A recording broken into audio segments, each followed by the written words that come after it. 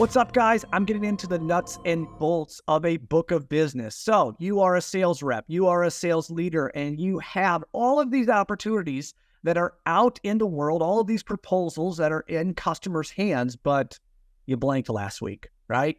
Well, number one, that sucks. But number two, if you watch the last video, there's two things that you guys should be tracking in your book of business. So this can be within your CRM or wherever you're keeping the information. Number one is a commitment date. If you're not working in the path of a trusted advisor, the opposite of a trusted advisor is a sales rep, and a sales rep sells products or services, right? Doesn't matter what problem you have, the product or service that they have is going to fix it. That is very general. You have to be low price, and a lot of times you don't get a second chance at the customer because they think they're buying something completely different than what they get. Now, when you take that transfer into a trusted advisor, you're now working with the customer to be able to help them reach their goal or solve the problem they have.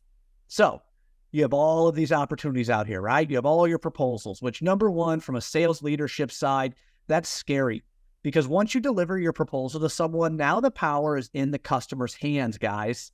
That's scary. And it's scary because they can do whatever they want now. They can never call you back. They can award the project 6 months later when your materials are completely wrong. They can do all kinds of different things. They can give it to another contractor, never tell you, and now it's stuck in your book of business. You're stuck following up, and that sucks, guys. So remember, number one, I talked about commitment date. That's how you start to purge out bad opportunities. If your customer made a commitment on a day and a time, that is a relationship, right? So that's all about commitments. It's your job to be able to hold him accountable to that commitment. Now, I'm not telling you to be aggressive about it, but I am telling you to be able to help him make a decision, right? We already talked about what we do in No Reps Left Behind, which is the problem big enough to act? Do they actually need outside services? And then finally, are you the best solution for the customer? That's the third out of 4 check boxes, right, that you guys need to do. That's talking about taking down objections before they get the proposal. So if you already have the proposal in your customer's hand, you guys now have to be able to engage that customer. And if they're not responding to email, text message, or stopping by the building, I hope that you guys have some type of term on your proposal. Understand that term. That means that you guys are going to give them the best possible price, right, that you guys have available based upon today's labor and today's materials. And the duration of that contract it should be spelled out in the terms and conditions. So if it's good for 60 days, the client has 60 days to be able to award that before, guess what? It's void and you guys have to rebid it.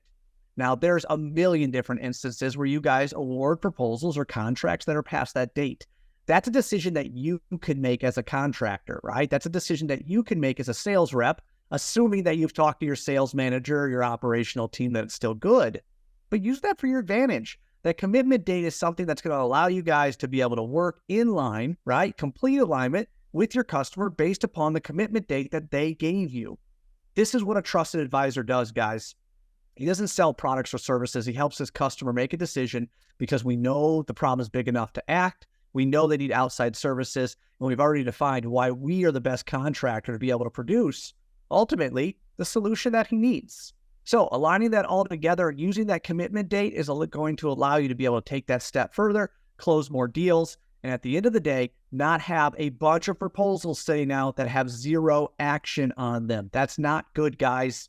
If you're looking at your book of business and you quoted it more than 60 days ago, I'm going to challenge you today to be able to get out there and find out what's the commitment date. And if they miss the commitment date, what's the new one? Because if you don't have a commitment date from your customer, it sounds like a budget to me. Might be rude, might be rough, guys, but I'm telling you, to run a book of business, you work with people who have problems big enough to act. And if you're not getting to that checkbox, I'm going to encourage you to be able to watch No Reps Left Behind. So that's norepsleftbehind.com. Learn more about what we're doing there and get the process for the 3 checkboxes. We call it the 4D process because the 4th D is all about decision, guys. My name is Chad Westbrook. I'm the founder of Service Alignment. And if you like the video, like it, subscribe. We got a whole series this week going in on sales. So if you got something from it, share it with a friend. Thanks again. Bye.